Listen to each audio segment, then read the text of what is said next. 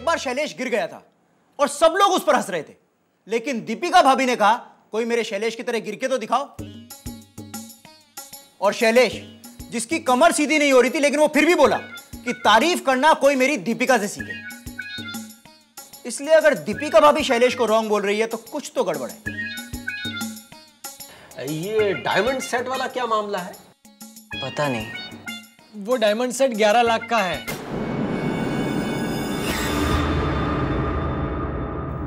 तुझे कैसे पता? अब ज्यादा भाव मत खा, बता। वो रामजी जौहरी है ना। कौन रामजी जौहरी? अरे शैलेश जिसके पास से दीपिका के लिए गहने खरीदता है ना, और दीपिका गीता के पीछे पड़ी रहती है कि पहनो पहनो, ऐसे ही गहने पहनो, वो रामजी जौहरी। वो जब शैलेश को डायमंड सेट दिखाने आया था तब मैं भी था वहां पर। ये डायमंड सेट देखिए। ओह, ये तो एकदम असली जैसा दिखता है शैलेश। राजू भाई ये असली है। अच्छा। वाह रामजी भाई, क्या सेट बताया आपने। सिर्फ 11 लाख का है। क्या 11 लाख? ले ले शैलेश, ले ले। अरे क्या ले ले राजू भाई, 11 लाख का है। हाँ, पर इन्होंने साथ में सिर्फ कहा ना। राजू भाई, सिर्फ लगाने से कीमत सस्ती नहीं हो जाती। रामजी भाई, सेट तो बहुत बढ़िया दिखाया आपने, लेकिन थोड़ा महंगा है, कुछ और दिखाइए ना। हाँ, हमारे पास तो अभी नई नई डिजाइन आई है, आप देखिए, ये देखिए। रामजी भाई ने शैलेश को ढेर सारे और सेट्स भी दिखाए, लेकिन शैलेश को और कोई सेट पसंद ही नहीं आ रहा था। नहीं रामजी भाई, आपने जो पहला सेट बताया था ना, वही बेस्ट है। इसीलिए तो वो पहले बताया था। आप एक बार और देख लीजिए, फिर 11 लाख आपको ज्यादा नहीं लगेंगे। कहाँ गया सेट? मैंने तो आपको दिया था और आपने यहाँ रखा था। हाँ, वही तो पूछ रहा हूँ कि कहाँ गया सेट। मुझे क्या मालूम?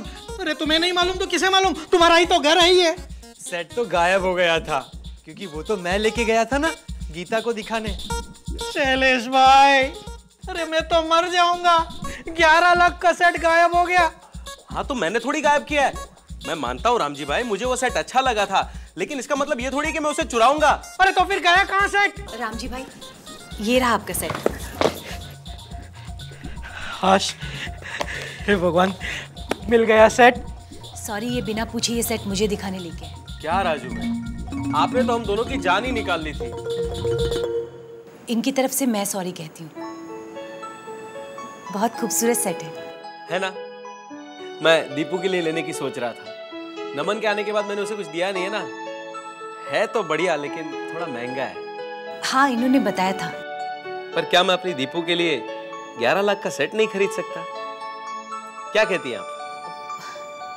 वो तो आप ही जाने शैलेश भाई। 11 लाख का है तो जरा सोच समझ कर फैसला लीजिएगा। अच्छा, इतने पैसे दबा के रखे हैं लोमड़ी ने? वैसे दिन भर घर में मुंह लटका के घूमता है कि आजकल धंधे में माल नहीं है।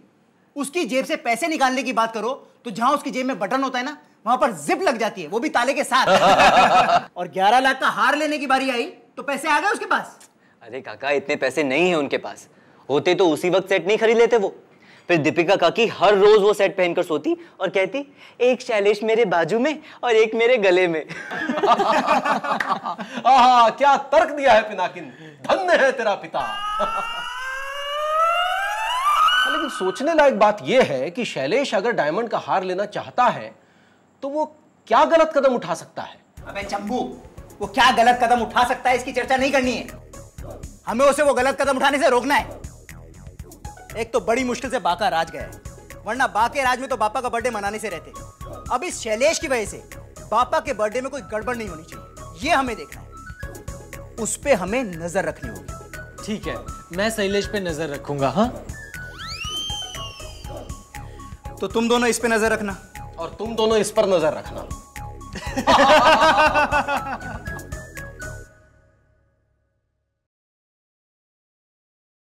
चलो चलो चलो, सब नाश्ते के लिए आ जाओ, नाश्ता तैयार है। नाश्ता तैयार है, चलो चलो। घर से चले तो लागे, घर से चले तो लागे शिव जी की बारात है। शाम को जब लौटे लागे रात है। व्रत की ये पहली पहली कैसी बरसात है। ओ आज हमारे घर यहाँ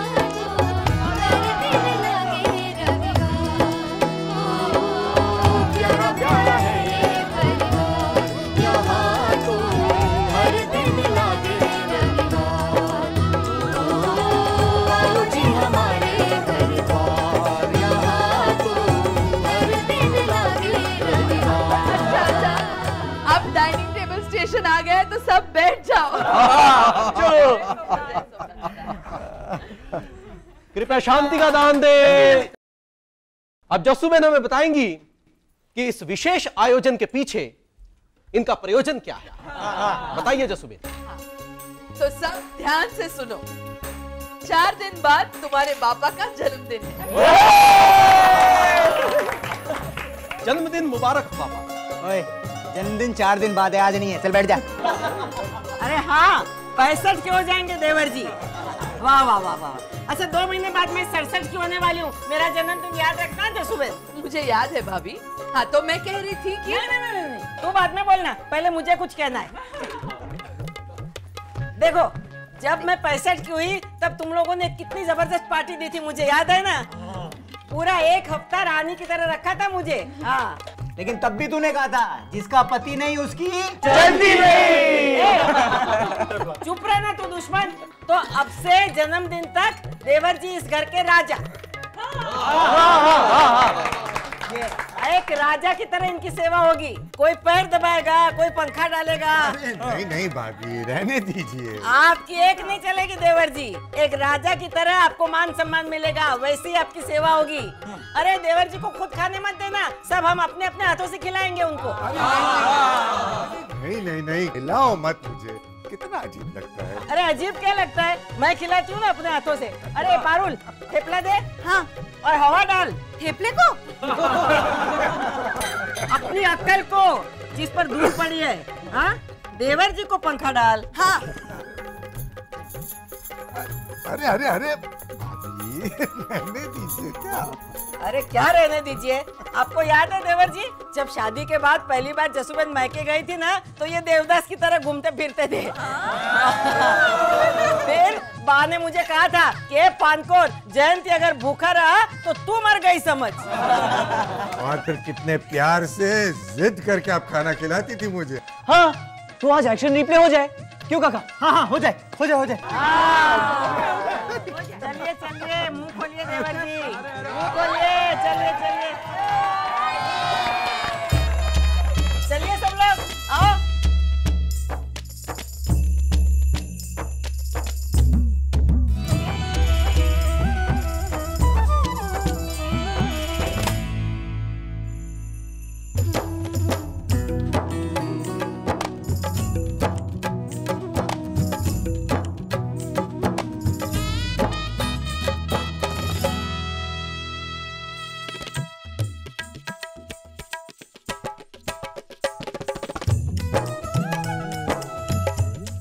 सबसे पहले तो भाभी का हुक्म सर आंखों पर। आज से जन्मदिन तक तुम सबके पापा किंग। हाँ तो अब दूसरी बात, ये जन्मदिन हमें सबसे यादगार दिन बनाना है। तो उस दिन खाना पीना नाचना गाना तो होगा ही, लेकिन हम सब ट्रेडिशनल ड्रेस में होंगे। भारत के अलग अलग राज्यों के अलग अलग प्रांतों के कॉस्ट्यूम में हम सब होंगे। कौन क्या कॉस्ट्यूम पहनेगा इसका फैसला चिट्ठियां डाल के किया जाएगा। लेकिन उससे पहले मैं एक चीज दिखाना चाहती हूँ। आरती, वो दे मुझे।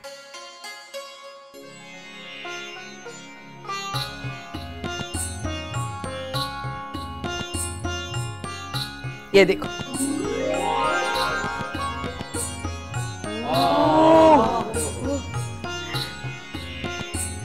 संभाल के, बहुत पुरानी धरोहर है। आहा, ये तो वाकई एंटीक पीस है। तो यही तो जस्सू बहन ने भी कहा, चंबू। ये घड़ी मुझे मेरे पिताजी ने दी थी। 1940 की बनी घड़ी है ये। उस जमाने में ब्रिटिश गवर्नर के लिए अमूलक भाई नाम के एक कारीगर घड़ी बनाते थे। उन्होंने ये घड़ी मेरे पिताजी को गिफ्ट दी थी और मेरे पिताजी ने मुझे। अब मैं ये घड़ी किसी और को देना चाहती हूँ। शांति शांति शांति। घड़ी तो किसी एक को ही मिल सकती है, लेकिन उसे पाने के लिए एक शर्त है। ऐसे आसानी से थोड़ी ना देगी तू। बता क्या शर्त है? जो इन्हें सबसे अनोखी और सबसे बेस्ट गिफ्ट देगा उसे ये घड़ी मिलेगी। मतलब मुझे तो मिलेगी ही नहीं, क्योंकि पापा तो धर्मेश भाई, राजू भाई या पिनाकिन की गिफ्ट को सबसे बेस्ट गिफ्ट बोल के उन्हें ही प्राइज दे देंगे। नहीं, ऐसा नहीं होगा। गिफ्ट पे किसी के नाम नहीं होंगे, पहले ये तय करेंगे कि उन्हें कौन सी गिफ्ट अच्छी लगती है और फिर बताया जाएगा कि वो गिफ्ट किसकी है। तो फिर किसी के मन में आशंका होने का कोई कारण ही नहीं है। बराबर ना चिरा? हाँ। गिफ्ट कुछ भी हो सकती है, कोई भी रूप में हो सकती है, कोई चीज भी हो सकती है, या फिर मनोरंजन हो सकता है, या कुछ भी हो सकता है। समझ गए ना? हाँ। भाई हम लोग तो पहले से ही बता देते हैं, हम लोग तो नहीं जीतेंगे क्योंकि हमारी गिफ्ट तो एकदम सीधी सादी होगी ना, इसलिए।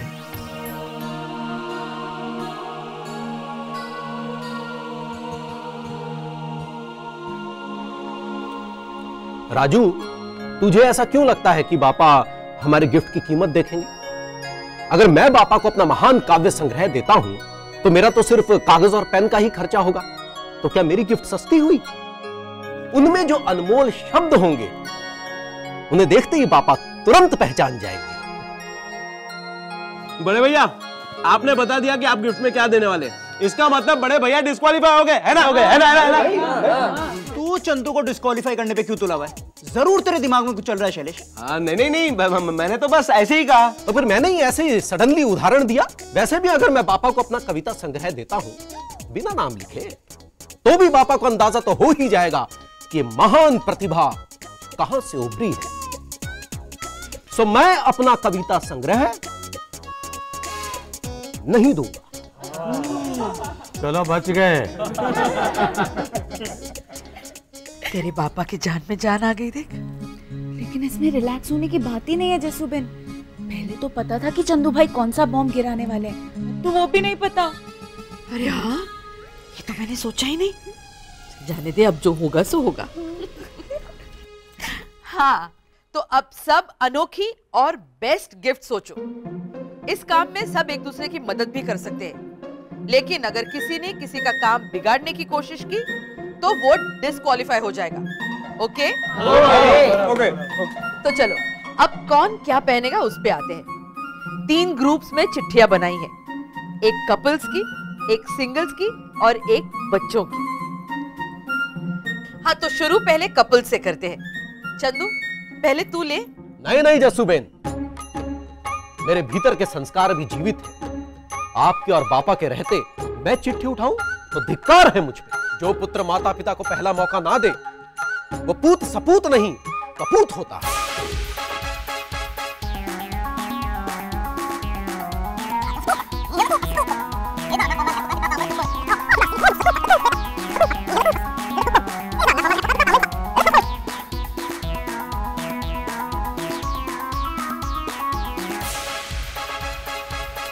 अतः मैं जस्सूबेन और बापा से निवेदन करता हूं कि चलना उठा, तू अकेला ही बचा है।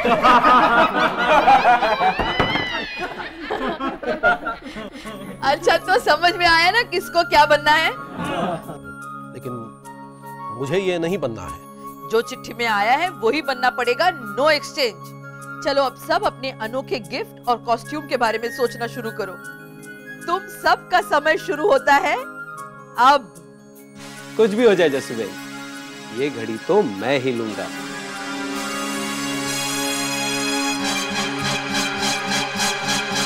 घड़ी पाने का तो है ही नहीं, जीत की खुशी पाने का है। बापा की नजर में अपना स्थान और ऊंचा करने का है।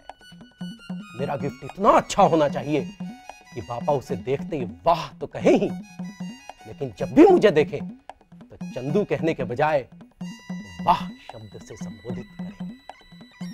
बापा को भी पता चलना चाहिए कि प्रोफेसर चंद्रकांत जोशी कितना बड़ा महापंडित, कितना विद्वान। ओ नाकाम, पता है, अब चुप रहे। और तुझे जो करना है तो करना। बापा से जो भी मान सम्मान मिले सब रख लेना, लेकिन घड़ी मिले तो मुझे दे देना। क्यों? अरे अभी तो तूने कहा कि तुझे सिर्फ सम्मान चाहिए, घड़ी चाहिए ही नहीं। मैंने ऐसा नहीं कहा। मेरे कहने का अर्थ यह है कि अगर घड़ी मिलेगी तो खुशी मिलेगी, लेकिन सम्मान पाने की खुशी ज्यादा होगी। वैसे आप क्या देने वाले हैं पापा को? तुम्हें क्यों बताऊं? मेरी तरफ इशारा मत कर, मैं जानता हूं मैं यहां हूं इसलिए तू नहीं बता रहा है। वैसे तुझे मेरी ईमानदारी पर शक है? मैंने ऐसा कहा तो बता, बोल। छोड़। मैं जा रहा हूँ, लेकिन एक बात बोल के जा रहा हूँ कि तू नहीं जीतेगा चंदू।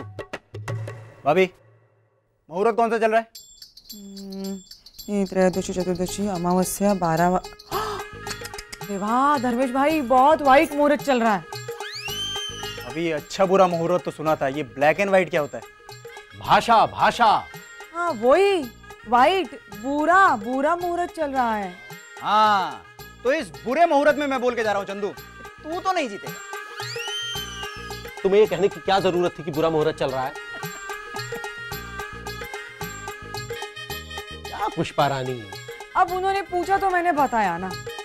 चलो सांच को आंच नहीं, छोड़ो, मैं तुम्हें बताता हूं कि पापा को क्या गिफ्ट देने वाला हूं। अच्छा, बताइए बताइए। मैं कुछ लिखने वाला हूं। सिर्फ लिखने वाली आइटम ही है? कविता नहीं, इस बार मैं लिखने जा रहा हूं एक नाटक। अगो भाई, क्या? अगो भाई, देखना, ऐसा नाटक लिखूंगा जिसे देखकर पापा भी कहेंगे, वाह, ये है मेरे जन्मदिन का सबसे अच्छा गिफ्ट। गेली घड़ी तो सच्ची में गई, बुरा मुहूर्त बरोबर है। नेपथ्य से हंसी का हाहाकार। बस ऐसे ही सडनली।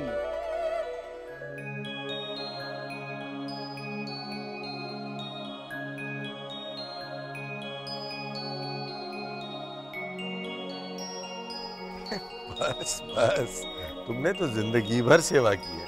भाभी का हुक्म है, आप राजा हैं। 4 दिन की चांदनी और फिर अंधेरी। हमारे घर में हर रोज चांदनी होगी। महादेव सबकी इच्छा पूरी करे। वैसे ट्रेडिशनल डे और अनोखी गिफ्ट वाला आइडिया बहुत अच्छा है ना? लेकिन इस गिफ्ट वाले आइडिया में घर में कंपटीशन का वातावरण हो जाएगा, और कंपटीशन के वातावरण में सामने वाले को नीचा कैसा दिखाया जाए, ये भावना बहुत होती है। यही तो मात खा जाते हैं। कंपटीशन का मतलब सामने वाले को नीचा दिखाना नहीं होता, बल्कि खुद को आगे कैसे बढ़ाया जाए ये देखना होता है।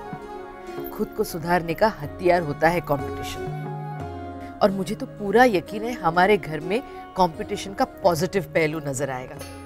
सब आगे बढ़ने की तो सोचेंगे, लेकिन जैसे कोई देखेगा कि एक कोई कमजोर पड़ रहा है, आगे नहीं बढ़ पा रहा है, तो वो अपनी आगे वाली जगह छोड़कर उस कमजोर के पीछे जाकर उसे सहारा देकर उसे आगे बढ़ाएगा। अब देखना, कंपटीशन का एक अलग रूप नजर आएगा। जब इतना कुछ जानती हो तो ये भी बता दो कि जीतेगा कौन। तुम्हें तो पता भी होगा। मैंने तो लिख के भी रखा है।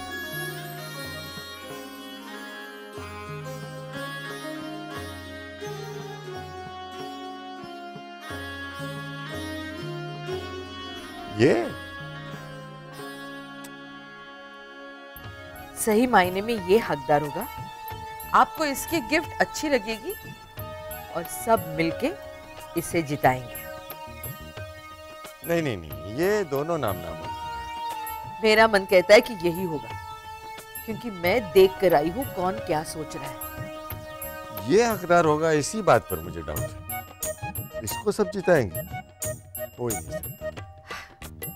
ठीक है, फिर देखते हैं आपकी शंका जीतती है या मेरा विश्वास। ये एक कंपटीशन हम दोनों के बीच भी हो जाए। हो जाए।